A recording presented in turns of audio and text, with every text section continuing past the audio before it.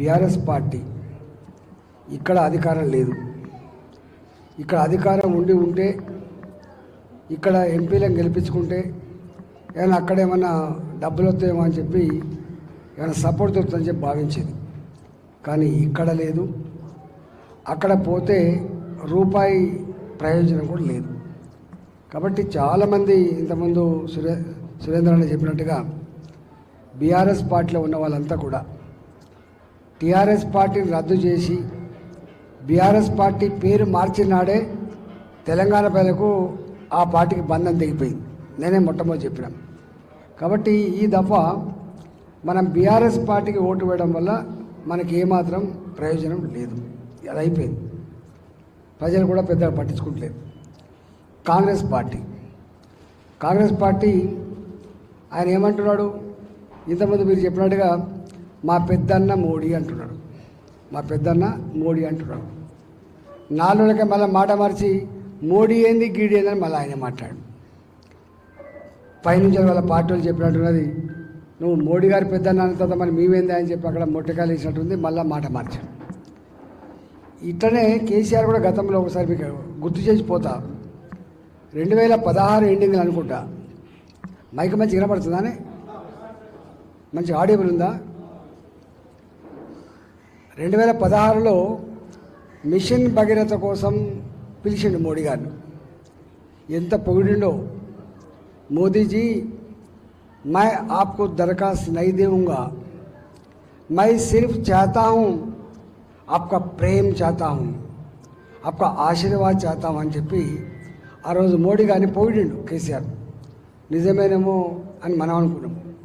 కానీ ఆ తదుపరి కేసీఆర్ గారు కూతురు ఏం మాట్లాడిందో మీరు చూసారు. మోడీ గారిని పట్టుకొని దేశ ప్రధానమంత్రి అనే సోయి కూడా లేకుండా, సంస్కారం లేకుండా, అదొక వ్యక్తి కాదని, అదొక వ్యవస్థ అనే భావన కూడా లేకుండా ఎట్లా మాట్లాడినరో చాలా జుగుప్సాకరంగా, మనమే అసహించుకునే పద్ధతిలో, నాయకులు అంటే ఇట్లుంటారా అనే పద్ధతిలో ఊసర వెళ్ళి కంటే కూడా అతి ఫాస్ట్గా రంగులు మార్చారని చెప్పి మనం బాధపడ్డాం. కానీ ఏమైపోయిందో మీరు చూసారు. ఇంకా బీహార్లో కూడా ముఖ్యమంత్రి గారు నేను బతుకున్నంత కాలం మోడీ గారితో కలిసి ఉన్నానని చెప్పాడు. మొన్న వారే వచ్చి మళ్ళీ భారతీయ జనతా పార్టీతో అలయన్స్ పెట్టుకొని మీరు చూసారు. ఇంకా నేను పేరు చెప్పాలి, ఇవాళ మన పక్కన ఉన్న రాష్ట్రం కూడా ఇవాళ చాలా రోజుల తర్వాత మళ్ళీ మోడీ గారితో తెలుగుదేశం పార్టీ జత కట్టింది. సంతోషం మనం. అంటే అర్థం ఏంటంటే కేంద్ర ప్రభుత్వ సహకారం లేకుండా సంపూర్ణ అభివృద్ధి జరగదు. అందుకనే మొన్న ఈ రోడ్లు మీకు తెలుసు, నరకం. ఈ కొంపల్లి రోడ్డు నరకమే, ఈ రోడ్డు నరకమే. తిరుమలగిరి దగ్గర అయితే 6 నిమిషాల నుంచి 10 నిమిషాల పాటు ఆగిపోతుంది. అనేక సంవత్సరాల తర్వాత మోడీ గారే స్వయంగా హైదరాబాద్ ప్రజలు ట్రాఫిక్లో చిక్కుకోబోతున్నారు, ఆఫీసులో పనిచేసిన దానికంటే ట్రాఫిక్లో ఎక్కువ అలసిపోతున్నారని చెప్పి భావించి 175 ఎకరాల మిలిటరీ భూమిని ఇవాళ ట్రాన్స్ఫర్ చేసి ఇక్కడ మెట్రోకి అక్కడ మెట్రోకి ఇలా రేపు ఫ్లైఓవర్ల కోసం లైన్ క్లియర్ చేసి ఇచ్చాడు. అంటే ఎన్నో సంవత్సరాలుగా పరిష్కారం కాని సమస్య పరిష్కరించాడు. అంటే అర్థమేంటిది?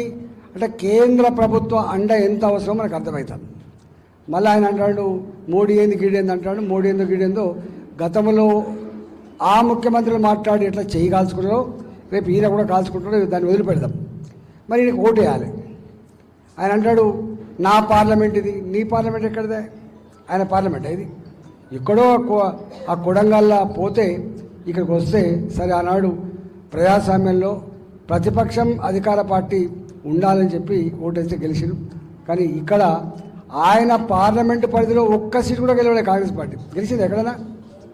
ఆయన పార్లమెంట్ సీట్లో ఒక్క సీటు కూడా గెలవలేదు. మరి ఆయన నేను గొప్ప నాన్న, ఆ గొప్పతనం ఏం లేదు. రేపు తెలుస్తుంది. వచ్చే ఎన్నికలు ఇవి మోడీ గారి ఎన్నికలు ఇవి. దేశ ప్రతిష్ట, దేశ అభివృద్ధి, దేశంలో ప్రశాంతత, దేశ ప్రజల ఆత్మగౌరవానికి ప్రతీకగా ఈ ఎన్నికలు జరగబోతూ ఉన్నాయి. కాబట్టి మనం అందరం ఆలోచించుకోవాల్సినటువంటి అక్కరైతే ఉన్నది. జనరల్గా హైదరాబాద్ అంటే ఈ Banjara hills, Jubilee hills 33% polling అయింది, 20% పోలింగ్ అయింది అంటారు. మనకెందుకో నచ్చదు. ఎండ కొడుతుంది ఎందుకులే, ఎవరికి వెళ్తే మనకేంది అంటారు, భావన ఉంది. కానీ అట్లా కాదు. మన తలరాత రాసుకునే అధికారం మన చేతుల్లో ఉంటుంది. ఎవరి అధికారం ఉండాలని ఎవరు నిర్ణయిస్తారు?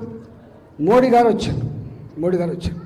నేను మిమ్మల్ని సూటి అడుగుతున్నా, హైదరాబాద్లో ఒకప్పుడు కుటుంబంతో పిల్లలతో లుంబిని పార్క్ అక్కడ పేలిన బాంబుల మూతకు తెగిపడ్డ చేతులు, తెగిపడ్డ మొండాలు మనం చూసాం. అంటే లుంబిని పార్క్కి చిన్నపిల్లలతో సేదతీయడానికి పోతే లుంబిని పార్కులో బాంబు పేలినాయి. సాయిబాబా టెంపుల్ దిల్సుఖ్నగర్ దగ్గర పూజ చేసుకుందామని చెప్పిపోతే అపంశుభం తెలియని వాళ్ళకొకరితో శత్రుత్వం లేదు, మేం మంచిగా ఉండాలి, మా సమాజం మంచిగా ఉండాలని చెప్పి ఆనాడు సాయిబాబా టెంపుల్కి పోతే ఆడ పేలిన బాంబులకు తెగిపడ్డ కంఠాలు, చిందిన రక్తం, ఇవాళ మాంసం ముద్దలు ఇలా గుర్తుకొత్తనే ఒక రకమైన భయం వేస్తుంది. దిల్సుఖ్నగర్లో ఇప్పటికి కూడా ఆ పేలిన బాంబులకు ఆ చేతులు కోల్పోయి కాలుకు కోల్పోయి జీవచ్చావల్ల ఉన్నటువంటి వాళ్ళు కూడా చూస్తూ ఉంటారు. ఒక గోకుల్ చాట్ కోటి దగ్గర ఏ షాప్ కన్నా పో మెటల్ డిటెక్టర్లు, ఏ షాప్ కన్నా పో సెక్యూరిటీ సిబ్బంది. ఇవాళ 10 ఏళ్ల కాలంలో మోడీ గారి ఆయాంలో సాయిబాబా టెంపుల్ల బాంబులో పేలుళ్ళు లేవు. మోడీ గారి ఆయాంలో ఇవాళ లుంబిని పార్కు లాంటి